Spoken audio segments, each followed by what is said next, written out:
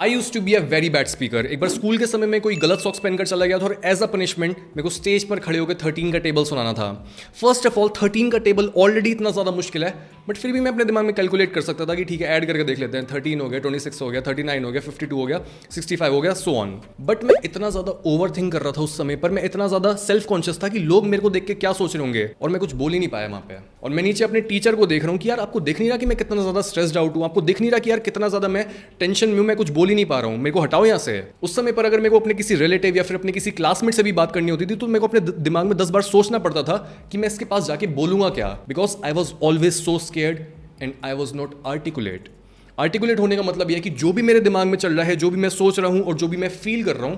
उसको मैं दूसरे इंसान को समझा पाऊं बहुत सिंपल वर्ड्स में। एक अच्छा स्पीकर वो होता है जो अपने वर्ड्स के साथ इतना ज्यादा प्रिसाइज होता है जितना प्रिसाइज एक सर्जन अपने टूल्स के साथ होता है। बट आपने ये चीज़ नोटिस करी होगी कि आपके दिमाग में फिर भी आपको कई चीज़ें समझ आती हैं, लेकिन जब उन चीज़ों को एक्सप्रेस करने की बात आती है, जब भी आप उनको वर्ड्स में पुट करने की कोशिश करते हो, तब आप फेल हो जाते हो। आप या तो टूटा टूटा बोलते हो, और जो आपके दिमाग में चीज़ चल रही होती है, जो भी आपका थॉट होता है, आप उसका बस एक फ्रैक्शन ही एक्सप्लेन कर पाते हो, और जो भी आपके पास वर्ड्स होते हैं वो कम रह जाते हैं। सो आज हम बात करेंगे उन 5 मेथड्स की जिन्हें ओवर द ईयर्स मैं यूज करता हूं खुद को एक बेटर स्पीकर बनाने के लिए और अपने थॉट्स को प्रिसीजन के साथ एक्सप्रेस करने के लिए। Number 1, cognitive priming. जो भी मैं बोलने वाला हूं उसे बहुत ध्यान से सुनना, बिकॉज मेरे मुंह से निकलने वाला हर एक शब्द मैं बहुत सोच समझ के और बहुत प्रिसीजन के साथ बोलने वाला हूँ। इसे बोलते हैं कॉग्निटिव प्राइमिंग। यानी जब भी आप किसी इंसान के साथ कॉन्वर्सेशन शुरू करने वाले हो, आप वही बोरिंग नोट पर शुरू करने के बजाय कि अच्छा तेरी आर्ग्यूमेंट ये है, अब मेरी आर्ग्यूमेंट सुन, आप ये चीज़ करने के बजाय उस इंसान की आंखों में आंखें डाल के बोलो कि मैंने किसी चीज़ के बारे में बहुत ज़्यादा सोचा है और ये मेरा ओपिनियन है, ये बहुत इंपॉर्टेंट ओपिनियन है, सो प्लीज़ पे अटेंशन। और जब भी आप दूसरे इंसान को ये कन्वे कर देते हो कि आप कोई भी बहुत इंपॉर्टेंट बात बोलने वाले हो, तब 2 चीज़ें होती हैं। पहली चीज़ ये होती है कि हमारा दिमाग हमेशा इंपॉर्टेंट चीज़ों को अपने एनवायरनमेंट में ढूंढ रहा होता है, बिकॉज अगर हमें इंपॉर्टेंट चीज़ों की अवेयरनेस नहीं है तो ये हमारे लिए एक सर्वाइवल थ्रेट होता है। अगर हमें ये पता ही नहीं होगा कि हमारे लिए इंपॉर्टेंट क्या है, तब हम मर भी सकते हैं। तो जब भी आप एक दूसरे इंसान को कन्वे कर देते हो कि मैं कोई इंपॉर्टेंट बात बोलने वाला हूँ, तब उसकी अवेयरनेस जहाँ भी फैली हुई होती है, वो अपनी अवेयरनेस 100% आपके ऊपर ले आता है कि अच्छा क्या बोलने वाला तू। और इसका दूसरा फायदा ये होता है कि जब भी मैं अपने दिमाग के आगे ये बोलता हूँ कि मैं बहुत ज़्यादा प्रिसीजन के साथ, मैं बहुत ज़्यादा क्लैरिटी के साथ, बहुत ज़्यादा सटीकता के साथ कोई मैसेज देने वाला हूँ, तब ये बेसिकली मेरे दिमाग के आगे एक कमांड का काम करती है। मैं अपने दिमाग के आगे जब भी ये बोलता हूँ कि मैं प्रिसीजन के साथ बोलने वाला हूँ, मेरा दिमाग सोचता है ओके, सौरभ को यहाँ पर प्रिसीजन चाहिए, और अपना रिसोर्सेज रैंडम चीज़ों में लगाने, रैंडम चीज़ों के बारे में डे ड्रीम करने, फैंटेसाइज करने के बजाय अपने सारे रिसोर्सेज स्पीच पर ले आओ, और जो भी सौरभ बोलना चाहता है, जो भी उसके दिमाग में थॉट्स चल रहे हैं, उसकी हेल्प करो अपने आप को प्रॉपर्ली एक्सप्रेस करने में। Number 2, collect your words before speaking. ये एक और रीजन है कि क्यों हमारे थॉट्स हमारी स्पीच से ज़्यादा डीप होते हैं, और क्यों जो भी हमारे दिमाग में चल रहा होता है हम कभी भी उसे एक्सप्रेस क्यों नहीं कर पाते हैं। बिकॉज जब भी हम कुछ बोलते हैं, हम उससे पहले रुक कर अपने शब्दों को इकट्ठा ही नहीं करते हैं। अगर हमारे से कोई भी पूछता है कि आप कैसे हो, हमारे पास पहले एक रिस्पॉन्स होता है कि मैं अच्छा हूँ। हम किसी नए रिस्पॉन्स के बारे में, किसी एग्जैक्ट अपना जो हम फील कर रहे होते हैं उसको एक्सप्रेस करने की सोचते नहीं कि यार मेरी जो फीलिंग है वो मैं बस अच्छा हूँ, इससे बहुत ज़्यादा डीप है। लेकिन फिर भी हम बोल देते हैं कि हाँ मैं अच्छा हूँ, बिकॉज हमें लगता है कि क्यों ही एक्सप्रेस करना, क्यों ही इतनी मेहनत करनी कि मैं कोई बेटर वर्ड ढूंढूं अपनी करंट एक्सपीरियंस को एक्सप्रेस करने के लिए। और तभी जब भी हम कई बार जिम जा रहे होते हैं और रिसेप्शन पर जो भी इंसान बैठा हुआ होता है वो बोलता है कि have a great session today, हम बिना सोचे समझे बोल देते हैं यूट्यूब, और फिर हम एम्बेरेस्ड फील करते हैं, but we are used to delivering a certain default response, और उसके बारे में हम सोचते भी नहीं हैं। मतलब ये बिल्कुल ऐसा हो जाता है कि हम एक वर्ड्स की उल्टी सी कर देते हैं और हम दूसरे इंसान से एक्सपेक्ट करते हैं कि तू ढूंढ ले, मेरा आइडिया मैंने कहीं दे दिया है, मेरे को फील हो रहा है कि मेरे पास कोई आइडिया था जो मैंने बोल दिया है, ढूंढ ले इसमें से कहीं। मतलब मैं एक बोर्ड पर डार्ट्स मारे जा रहा हूँ और मैं एक्सपेक्ट कर रहा हूँ कि ठीक है 20 के बाद 30 ट्राइज के बाद वो एक बार बुल्सआई पर लग जाएगा। लेकिन क्या हम ऐसा करें कि जैसे ही मैं डार्ट फेंकूं वो पहली बारी में बुल्सआई पर लग जाए? कैसी मैं जो भी बात बोल रहा हूं मैं एक एक शब्द वैसा बोलूं जिससे जो भी मेरे दिमाग में चल रहा है क्लियरली मैं उस चीज़ को एग्जैक्टली वैसा ही एक्सप्रेस कर पाऊं जैसे मैं उसको फील कर रहा हूं। और ये तभी होता है जब आप कोई भी बात बोलने से पहले अपने शब्दों को कलेक्ट करते हो। आप बस एक डिफॉल्ट रिस्पॉन्स नहीं दे देते, आप अनकॉन्शियसली बस बातें नहीं बोलते हो, आप रुकते हो, आप सोचते हो। अगर आपको और ड्रामेटिक रिस्पॉन्स देना है तो आप दूसरे इंसान की आंखों में आंखें डाल के उसको बोल सकते हो कि अच्छा क्वेश्चन है, give me a minute to think, और बस उसकी आंखों में देखते रहो। मतलब नॉट इन अ क्रीपी वे, बस उसको बोलो कि अच्छा क्वेश्चन है, मैं बस सोच रहा हूँ इस बारे में। या फिर ज़्यादा से ज़्यादा आप नीचे देख सकते हो और ये चीज़ दूसरा इंसान भी अप्रिशिएट करता है कि अच्छा ये सोच रहा है इस बारे में और ये बस एम ही कोई रिस्पॉन्स नहीं दे रहा बिना सोचा समझे। इसके साथ ही जब भी आप कोई इंपॉर्टेंट बात बोल रहे होते हो और उससे पहले आप एक पॉज लेते हो, तब आपको एक और बेनिफिट ये मिलता है कि जो भी आपकी सरफेस लेवल वोकैबुलरी होती है और जो वर्ड्स आप हमेशा यूज़ कर रहे हो, तो जो वर्ड्स हर कोई यूज़ कर रहा होता है, आप उन्हीं सेम वर्ड्स को यूज़ करने के बजाय आप पॉज लेके अपनी गहराइयों में से उन बेटर वर्ड्स को निकाल पाते हो जो यूजुअली आप यूज़ नहीं करते और जो यूजुअली कोई भी इंसान यूज़ नहीं करता। लेकिन ये वो वर्ड्स होते हैं जो बहुत सी सिचुएशंस में जो भी हम उस टाइम पर फील कर रहे होते हैं, जो भी हमारा आइडिया होता है, उसको बेटर वे में एक्सप्रेस कर पाते हैं। इवन कॉर्नेल यूनिवर्सिटी में ये भी देखा गया है कि अगर हम एक नए वर्ड को ऑन एवरेज 38 टाइम्स यूज़ करते हैं तो वो वर्ड हमारी सरफेस लेवल वोकैबुलरी का पार्ट बन जाता है। यानी अगर आप रेगुलर बेसिस पर जब भी किसी से बात कर रहे हो, जब भी आप कोई सेंटेंस फॉर्म कर रहे हो और आप उससे पहले ज़रा सा रुक कर अपनी डेप्थ्स में जाकर उन वर्ड्स को वापस से पुल करके सरफेस पर नहीं ला रहे हो, जो आपने सीखे हैं, जो भी आपने किसी बुक में पढ़ते हुए अंडरलाइन करके किसी भी वर्ड का मीनिंग लिखा है, आप उसे भूल जाओगे। तो रिपीटेडली पॉज लो। जब भी कोई इंपॉर्टेंट बात हो रही है, take a pause and collect your words. Number 3, become a messenger. Speaking के 3 लेवल्स होते हैं। पहला लेवल वो होता है जहाँ पर एक इंसान खुद के साथ बहुत ज़्यादा कंसर्न होता है कि मैं ये हूँ, मेरे को ये चीज़ पसंद है, मेरे को ये चीज़ नहीं पसंद। वो दूसरे लोगों के बारे में गॉसिप कर रहा होता है और कोई भी उसकी स्पीच को सुन के मेस्मराइज नहीं होता। कोई भी ये नहीं सोचता अच्छा ये किस बारे में बात कर रहा है, बिकॉज वो बस अपने ही बारे में बात करता रहता है। इससे ऊपर लेवल की जो स्पीकिंग होती है वो होती है किसी कॉज के, किसी मैसेज के बारे में। जैसे कई लोग ये बोल रहे होते हैं कि हेल्थ एंड फिटनेस बहुत ज़्यादा इंपॉर्टेंट है। कई लोग ये बोल रहे होते हैं कि क्लाइमेट चेंज हो रहा है तो क्लाइमेट को सेव करना है, तो उनका मैसेज हो गया क्लाइमेट चेंज वाला।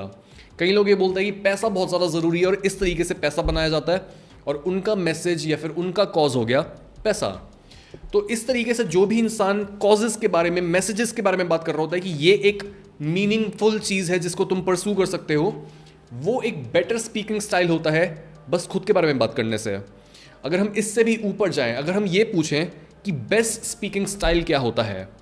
तो वो होता है एक मैसेंजर बनना। यानी कोई भी एक मैसेज है, कोई भी एक कॉज है और उसके और मेरे बीच में कोई गैप ही नहीं है,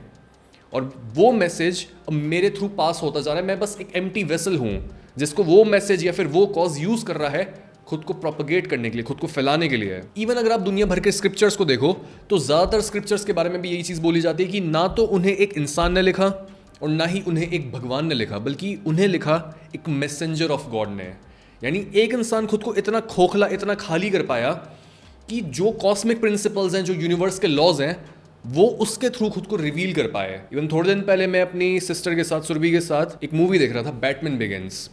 और उसमें एक सीन होता है जहां पर वो बैटमैन बना नहीं होता और ब्रूस वेन ये बोल रहा होता है कि यार इस शहर में इतनी ज़्यादा कमियां हैं, इतना ज़्यादा क्राइम हो रहा है और हर जगह मैस फैला हुआ है, तो अगर मैं इस सिटी को ऑर्डर में लाना चाहता हूं तो वो मैं ब्रूस वेन बनकर नहीं कर सकता, बिकॉज एज ब्रूस वेन मैं बस फ्लैश एंड बोन्स हूँ, मैं बस चमड़ी हूँ और बस हड्डी हूँ और एक दिन मैं मर जाऊँगा और ये चीज़ कभी भी पूरी नहीं होगी। But as a symbol, as an idea, मैं कभी नहीं मरूंगा। तो वो बैटमैन बन जाता, because Batman symbolises everything that he was afraid of. तो वो एक मैसेंजर बन गया एक तरीके से, वो एक सिंबल बन गया, वो एक आइडिया बन गया। और जो भी इंसान दुनिया में कुछ बड़ा करके गया है वो कभी भी एक्चुअल में बस एक इंसान था ही नहीं, वो एक मैसेंजर था, वो एक आइडिया था, वो एक रोल प्ले कर रहा था। जैसे एक शाहरुख खान की कोई डॉक्यूमेंट्री आई थी, पता नहीं नेटफ्लिक्स पे थी या प्राइम पे थी, आपको पता होगा, और इंटरव्यू टाइप का ही था एक्चुअल में वो, और उसमें ही वाज सेइंग कि मेरे को ऐसा फील होता है कि मैं बस एक शाहरुख खान की मिथोलॉजी है, एक करेक्टर है कोई शाहरुख खान, और मैं बस इस दुनिया में उसका रोल अदा कर रहा हूँ। मैं एक्चुअल में वो नहीं हूँ, मैं बस उसका रोल अदा कर रहा हूँ, because Shahrukh Khan has become an idea. इतना बड़ा हो चुका है वो कि एक इंसान, उसको भी ऐसा फील हो रहा है कि भाई मैं बस इसका कैरेक्टर ही प्ले कर सकता हूँ, इतना बड़ा एक्चुअल में मैं हूँ ही नहीं। तो ब्रूस वेन को भी पता होता है कि भाई एक्चुअल में मैं बैटमैन नहीं हूँ, मैं हूँ ब्रूस वेन, लेकिन मेरे को एक आइडिया के साथ खुद को जोड़ना पड़ेगा अगर मैं खुद को एक्सपैंड करना चाहता हूँ, तो अगर मैं एक इम्पैक्ट क्रिएट करना चाहता हूँ। तो हर सुपर हीरो को ये चीज़ पता होती है, हर बड़े एथलीट को ये चीज़ पता होती है, तभी वो ऑल्टर ईगोस क्रिएट करते हैं, तभी वो ये सोचते हैं कि भाई हम इनविंसिबल हैं, हमें कोई भी चीज़ हरा नहीं सकती है। Number 4, use metaphors. मैं शायर तो नहीं मगर ए हंसी, जब से देखा मैंने तुझको मुझको शायरी आ गई। बंदा गाने में बोल कह रहा है, बंदा ये बोल रहा है कि वैसे तो मेरा काम आम शब्दों से ही चल जाता है, लेकिन तेरी ब्यूटी मेरी आम जिंदगी से इतनी ज़्यादा ऊंची है कि उसके बारे में बात करने के लिए भी मेरे को शायरी का, मेटाफर्स का इस्तेमाल करना पड़ता है, मेरे को गाना गाना पड़ता है, मेरे को पोइट्री इस्तेमाल करनी पड़ती है, बिकॉज जब भी हम बहुत ज़्यादा डीप ह्यूमन एक्सपीरियंसेस या फिर अपनी फीलिंग्स के बारे में, थॉट्स के बारे में बात कर रहे होते हैं जिनको नॉर्मल वर्ड्स में एक्सप्लेन नहीं करा जा सकता, तब हमें मेटाफर्स का इस्तेमाल करना पड़ता है। बिकॉज एक मेटाफर कैसे काम करता है? एक मेटाफर हमें एक अननोन चीज़ को सिखाता है कि वो चीज़ क्या है, उसे एक नोन चीज़ से रिलेट करके। जैसे कई पॉपुलर मेटाफर्स होते हैं, अपने पैरों पर खुद को लाड़ी मारना, अंधों में काना राजा, या फिर भैंस के आगे बीन बजाना। और हम सबको पता है कि इन मेटाफर्स का मतलब क्या होता है, इवन दो इनमें से कोई भी बात स्ट्रेट फॉरवर्ड नहीं है। इवन अगर हम किसी ऐसे इंसान के बारे में बात कर रहे हैं जो ईजिली लोगों को धोखा देता है, उस पर ट्रस्ट नहीं कर सकते हैं, अगर आप उसके साथ बिजनेस पार्टनरशिप में आओगे तो बहुत चांसेस हैं कि वो आपका पैसा हड़प लेगा। तो ऐसे इंसान के लिए हम इतना बड़ा चिट्ठा नहीं बोलते हैं कि भाई इतना बड़ा डिस्क्रिप्शन है, ये इंसान ऐसा है। हम बस सिंपली ये बोल देते हैं कि वो इंसान एक सांप है। बिकॉज ऐसा बोलते ही हमारे दिमाग में सांप की क्वालिटीज़ आती है कि अच्छा सांप की क्वालिटीज़ ये हैं, और फिर उन्हीं सेम क्वालिटीज़ को हम उस इंसान के साथ इक्वेट कर देते हैं कि अगर इस इंसान के साथ हम रहेंगे तो ये हमें काट सकता है और इसका जहर हमारे को हार्म कर सकता है। इसी तरीके से हम मेटाफर्स को यूज़ करते हैं कॉम्प्लेक्स आइडियाज़ को कंप्रेस करने के लिए, उनको छोटा बनाने के लिए, और बहुत इंपैक्टफुल बात बहुत सरल वे में बोलने के लिए। Number 5, introduce yourself to a higher level of complexity. हम लाइफ में सिर्फ तभी ग्रो कर पाते हैं जब हमें कॉन्स्टेंट चैलेंजेस मिलते हैं, and the same thing happens with our speech. अगर आप जो भी पढ़ रहे हो, जो भी आप सुन रहे हो, या फिर जो भी आप बोल रहे हो, जिस भी तरीके से आप लैंग्वेज के साथ इंटरेक्ट कर रहे हो, उसका लेवल कॉन्स्टेंटली ऊपर नहीं जा रहा, देन दैट्स अ प्रॉब्लम। जो भी आप बुक पढ़ रहे हो, अगर आपको ऐसा नहीं लग रहा कि यार ये क्या चीज़ मैंने पढ़ी, जो भी आप मूवी देख रहे हो, चाहे वो हिंदी मूवी हो चाहे वो इंग्लिश मूवी हो, और आपको ऐसा नहीं लग रहा कि अच्छा इस डायलॉग को ऐसे डिलीवर करते हैं, ये जो वर्ड था इसको सेंटेंस में ऐसे पुट करते हैं, अगर आपको ये रियलाइजेशंस नहीं हो रही, तो उसका मतलब ये है कि आप ग्रो ही नहीं कर रहे हो, आप खुद को चैलेंज नहीं कर रहे हो, आप कंफर्ट में बैठे हुए हो। इसलिए खुद को एक बेटर स्पीकर बनाने के लिए उन लोगों से बात करो जो बस थोड़ा सा आपसे ऊपर हैं, जो बस 3-4 साल आपसे बड़े हैं, या फिर उनको थोड़ा सा ज़्यादा एक्सपीरियंस है। वो वाली मूवीज़ देखो जो एकदम आपकी रीच से बाहर नहीं है, वो बस थोड़ी सी कॉम्प्लेक्स हैं, कोई वो नॉवल पर बेस्ड हैं और वो बहुत ईजिली एक्सेसिबल हैं। या फिर ऐसी बुक पढ़ो जो ना तो बहुत ईजी है और ना ही बहुत ज़्यादा डिफिकल्ट है। बिकॉज अगर आप बहुत ज़्यादा ईजी बुक भी ले लोगे तो उसका भी कोई फ़ायदा नहीं है, और अगर आप बहुत ज़्यादा डिफिकल्ट बुक ले लोगे तो भी आपको ऐसा लगेगा कि यार ये तो इतना ज़्यादा गैप हो गया, मेरे को तो समझ नहीं है, हर वर्ड मेरे को डिक्शनरी में देखना पड़ रहा है, और जो भी सेंटेंस बनाए गए हैं मैं कभी ये सेंटेंस बना ही नहीं सकता हूँ, वो आपको डिस्करेज कर देगा। सो इन ऑर्डर टू ग्रो हमेशा एक ऐसा लेवल चुनो जो आपसे 1 या 2 लेवल ऊपर हो, थोड़ी सी ज़्यादा कॉम्प्लेक्सिटी हो।